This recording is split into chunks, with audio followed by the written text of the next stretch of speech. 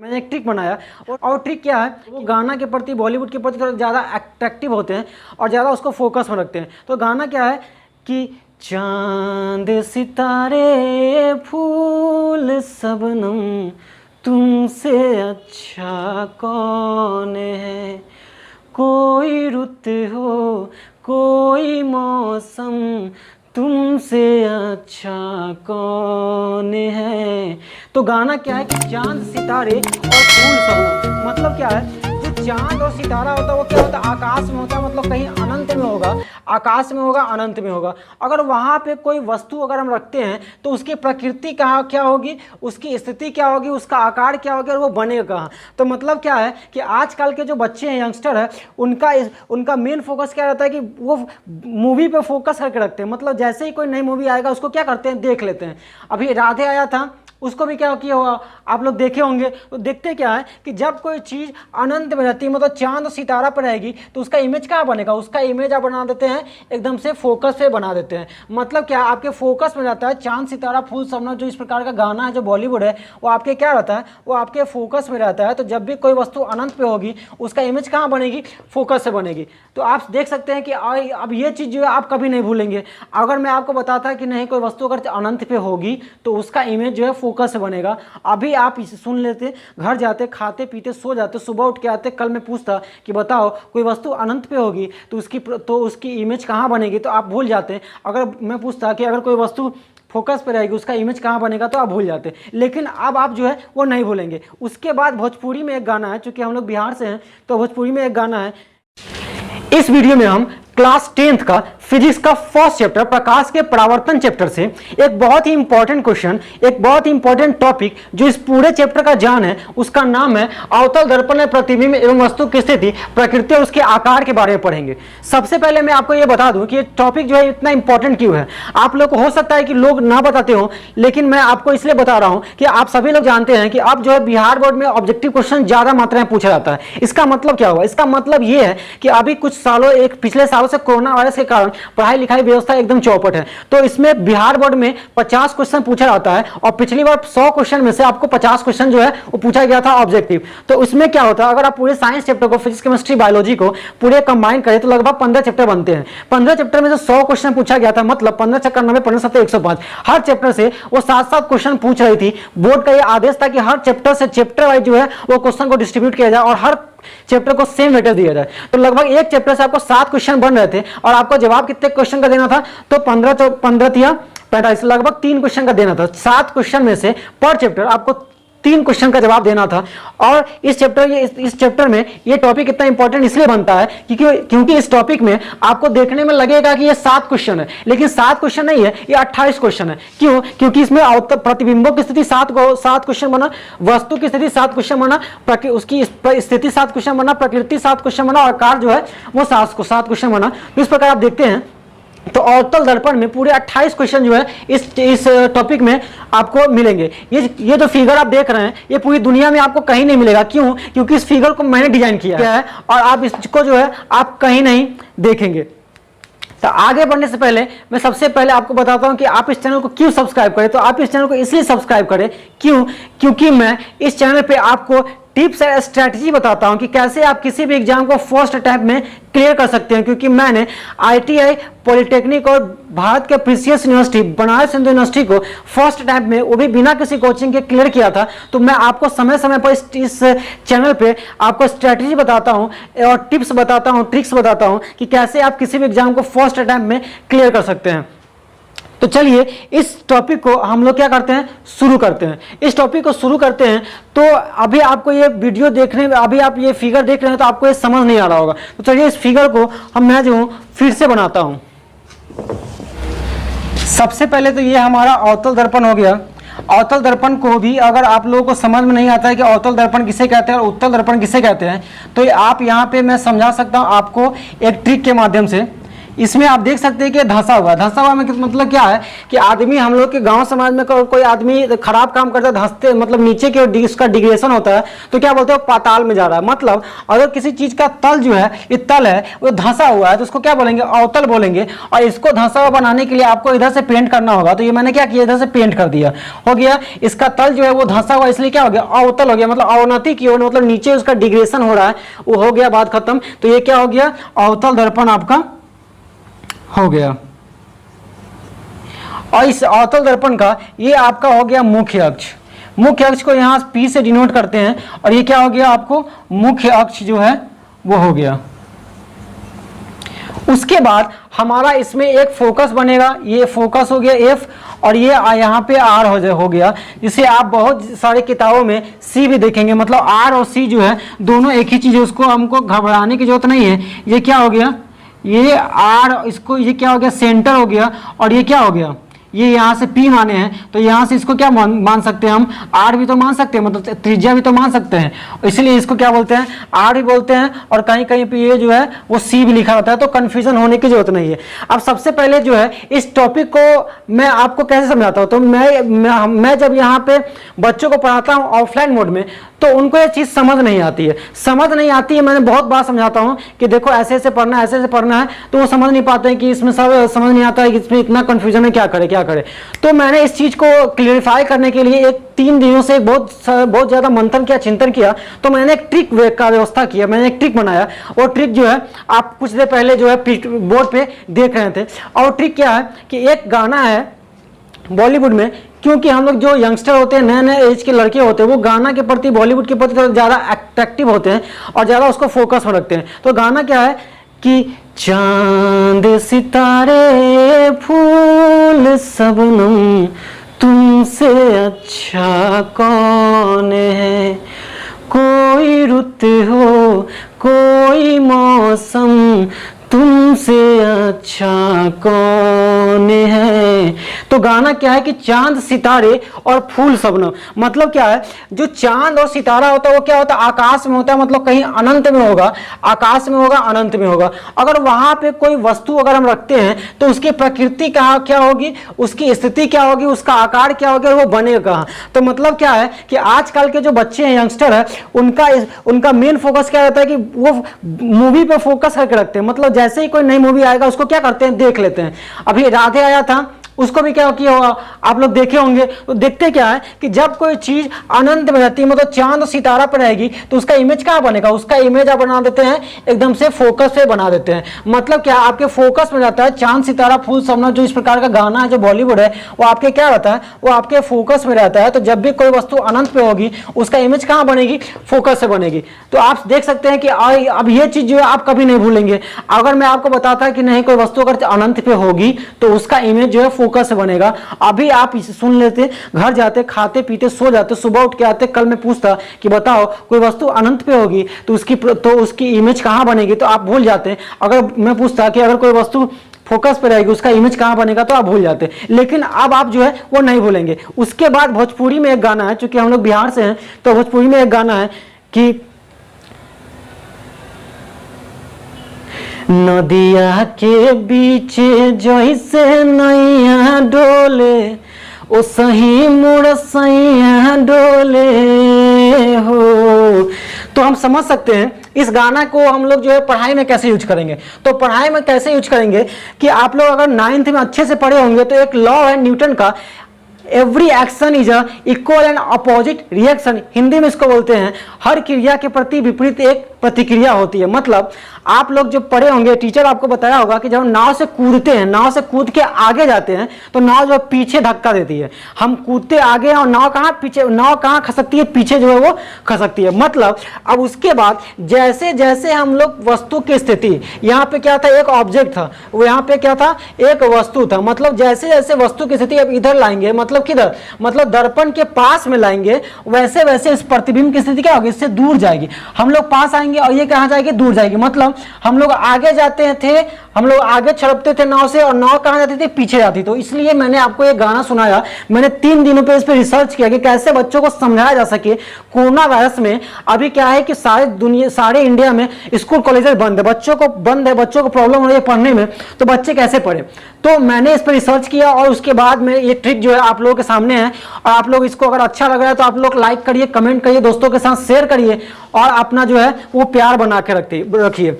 अब देखते हैं हम लोग आगे आगे कैसे स्थिति होता है। अब हम लोग समझ सकते हैं कि ये समझ रहे हैं कि ये अवतल दर्पण है, ये इसका P है, इसका F है, इसका R है, मतलब वक्रता त्रिज्या फोकस है। और यहाँ पे क्या था, ये अनंत था। अनंत पे जब कोई वस्तु थी उसका इमेज कहाँ बनना था, फोकस पे बनना था। अब देखते हैं, हमने आपको गाना सुनाया है कि नदिया के बीच जैसे नैया डोले वैसे ही क्या होता है, सैया डोलता है। तो नैया कैसे आगे डोलता है, तो कहिए आदमी आगे जाता है तो नैया कहाँ था, पीछे जाता है और वस्तु आगे जाएगा। मतलब क्या है, अब वस्तु पहले अनंत पे था, अब कहाँ जाएगा, वस्तु जो है अनंत और वक्रता त्रिज्या के बीच में कहीं आएगा।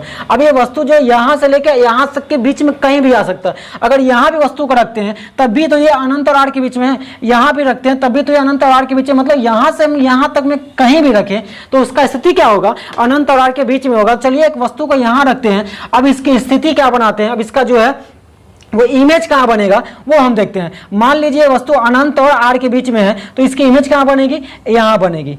मतलब कैसे समझ गए कि हम लोग जैसे जैसे जो है ऐनक के पास जाएंगे, मिरर के पास जाएंगे, उसका इमेज कहाँ जाएगा, हम लोग पास जाएंगे और इमेज कहाँ जाएगा, दूर जाएगा। मतलब अब इसकी इमेज जो बनी है ये 1 नंबर सिचुएशन मान लेते हैं कि पहला नंबर सिचुएशन में जब वस्तु जो है अनंत पे थी तो उसका इमेज कहाँ बना था, फोकस पे बना था। यहाँ पे क्या हो जाएगा, यहाँ पे 1 नंबर हो जाएगा। अब दूसरा नंबर सिचुएशन में जब वस्तु जो है अनंत और आर के बीच में थी तब उसका इमेज कहाँ बनना था, आर और एफ के बीच में बन रहा था। 2 नंबर सिचुएशन में हो गया।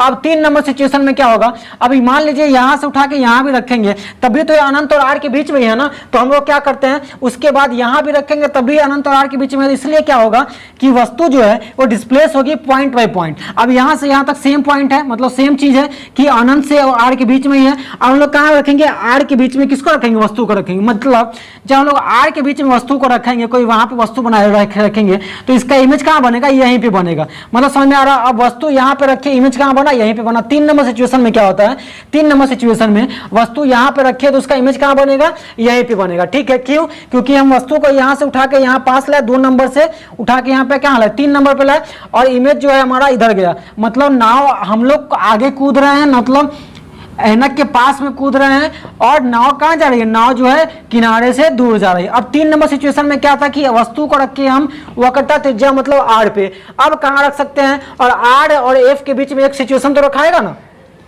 तो वही हम देखते हैं कि जब R और F के बीच में कहीं भी यहाँ पे सिचुएशन वस्तु को रखते हैं तो इसका इमेज कहाँ बनेगा। आप लोग बताइए कि इसका इमेज कहाँ बनेगा।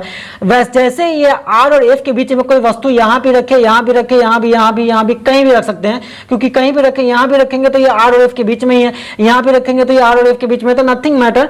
हम लोग जो है R और F के बीच में कहीं भी एक वस्तु को रखेंगे। मान लीजिए एक वस्तु को यहाँ रखे तो इसका इमेज कहाँ बनेगा, इसका इमेज जो है अब हमको कहाँ बनेगा, यहाँ बनेगा। मतलब कहाँ बनेगा, मतलब जो है इसका इमेज जो है वो अगर वस्तु को हम आर और एफ के बीच में रखते हैं तो इसका इमेज कहां बनेगा, आर और अनंत के बीच में रखेगा। मतलब क्या है कि जैसे जैसे नैया आगे डोल रही है, जैसे जैसे हम आगे कूद रहे हैं, वस्तु कहां, अब आगे कूद रहे हैं, नाव कहां जा रही है, पीछे की ओर जा रही है। वस्तु आगे जा रही है और प्रतिबिंब कहां जा रही है, पीछे जा रही है। मतलब वस्तु आगे आईने की तरफ और प्रतिबिंब जो है आईने से दूर जा रही है। दुनिया में आपको कहीं नहीं मिलेगा। ये खुद का मेरा डिजाइन किया फिगर है आप लोगों को समझाने के लिए। वीडियो अच्छी लग रही है लाइक करिए, शेयर करिए और कमेंट करिए और अपना जो है प्यार बना के रखिए। अब देखिए 4 नंबर सिचुएशन में क्या है, इमेज जो है हमारा यहाँ बन रही थी। ठीक है, अब हमारा क्या हुआ, आर और एफ के बीच में तो हम लोग वस्तु को रख दिए। अब हमारा क्या बनता है, आर और एफ के बाद क्या रखेंगे, हम फोकस पे रखेंगे। और जैसे ही हम लोग फोकस पे रखेंगे, अब वस्तु की स्थिति कहाँ है, 4 मतलब है अनंत और आर के बीच में। वस्तु की स्थिति कहाँ है, अनंत और आर के बीच में है। अब हम लोग का एक ही सिचुएशन बचा है, फोकस। और जैसे ही फोकस पे किसी वस्तु को रखेंगे, ये कहाँ उठा के फेंक देगा, कहेगा कि बेटा तुम जाओ कहाँ, चांद और सितारा का जो है वो सैर करके आओ। ठीक है, तो जैसे ही वस्तु जाएगा फोकस पे, सीधा ये प्रतिबिंब कहाँ जाएगा, अनंत पे चला जाएगा। मतलब आप गाना याद करिए कि चांद सितारे फूल शबनम तुमसे अच्छा कोई नहीं। अब देखिए अनंत पे था वस्तु, तो इमेज कहाँ बनना था, फोकस पे। अब वस्तु कहाँ है, फोकस पे, और इमेज कहाँ बन रहा है, अनंत पे। ये जो है आपको 5वां नंबर सिचुएशन बना, कौन सा, ये जो है वो 5वां नंबर सिचुएशन बना कि जब वस्तु को रखे फोकस पे। अब एक हमारा लास्ट सिचुएशन बनता है हमारा फोकस और पी के बीच। अगर मैं आपको कहूं कि आप अपने आंख के एकदम 1 इंच के बगल में आप जो है हाथ को ऐसे रख ले, तो क्या आप अपने हाथ को अच्छे से देख पाएंगे। इस एक्सपेरिमेंट को जल्दी फटाक से अपने आंख के सामने रखिए और बताइए कि आप कर पाएंगे या नहीं कर पाएंगे। आप देखें कि देखें कि मैं अपनी हथेली जो है वो धुंधला दिख रहा है, मतलब वो क्या अच्छी तरह से नहीं दिखेगा। मतलब क्या है कि जब जैसे ही हम मतलब फोकस और पी के बीच में आईने के एकदम जस्ट आईने के जस्ट बगल में कोई वस्तु को लाते हैं तो उसका इमेज जो है ठीक से क्लियर दिखाई नहीं देता है। मतलब हम मान लेते हैं कि यहाँ पे क्या है, ये हमारा हाथ ही है, ऐसे तो है हाथ, लेकिन क्या हमारा इसमें इसका पूरा फिगर जो है पिक्चर पूरा स्पष्ट क्लियर दिखाई दे रहा है, तो नहीं दिखाई दे रहा है। इसलिए इसका इमेज जो है वो कूद के आईने के पीछे जाएगा और इसका इमेज कहाँ बनेगा, आईने के जो है वो पीछे कहीं बनेगा। 6ठा नंबर सिचुएशन का फिगर कहाँ बना, वो आईने के पीछे बना 6 नंबर सिचुएशन का, जब जो है वस्तु जो है कहाँ था, फोकस और पी के बीच में था। और उसके बाद में मान लीजिए आंख में कोई वस्तु है तो क्या हमको दिखेगी, नहीं दिखेगी, लेकिन वस्तु तो आंख में है, उसको तो हम देख तो सकते थे लेकिन नहीं दिखेगी। एक फालतू का सिचुएशन भारतीयों ने किताब में दे दिया है, एनसीईआरटी किताब में यह सिचुएशन नहीं है कि जब वस्तु को पी पे ही रख दें, मतलब मिरर पे ही रख दें, तो इसका इमेज कहाँ बनेगा, तो इसका इमेज बेचारा कहाँ बनेगा, वस्तु के पीछे कूद के कहीं बन जाएगा, मतलब मिरर के पीछे बन जाएगा। मतलब मान लीजिए अगर ये बोर्ड मिरर है तो बोर्ड के पीछे कोई इमेज बन सकता है क्या, ये जो फालतू का चीज है हम लोग को पढ़ना है। तो क्या करना है, इसको थोड़ा सा हम लोग क्या करते हैं, दिमाग लगा के पढ़ सकते हैं। कंसेप्ट जो है वो आपको क्लियर होना चाहिए। कंसेप्ट अगर कहीं यहाँ पे आपको डाउट है तो आप हमें कमेंट करके फटाक से बताइए। उसका जो आपको सॉल्यूशन आपको 24 घंटा नहीं, बस 1 घंटा के अंदर हमें आपको मिलेगा। आप कमेंट करेंगे 1 घंटा के अंदर में आपको सॉल्यूशन मिल जाएगा। वीडियो को अगर पसंद अच्छी लगी है तो आप वीडियो को लाइक करिए, दोस्तों के साथ शेयर करिए, और उसके बाद चैनल को सब्सक्राइब करना बिल्कुल भी नहीं भूलिए। क्यों, क्योंकि मैं आपको यहाँ बताता हूँ कि कैसे मैंने फर्स्ट अटेम्प्ट में Bihar ITI exam, polytechnic exam और PCS बनारस हिंदू यूनिवर्सिटी के एंट्रेंस को क्लियर किया था। और मैंने जो स्ट्रेटजी और टिप्स और ट्रिक्स को जो बनाया था उसको मैं समय समय पर आपके साथ जो है वो शेयर करते रहता हूँ।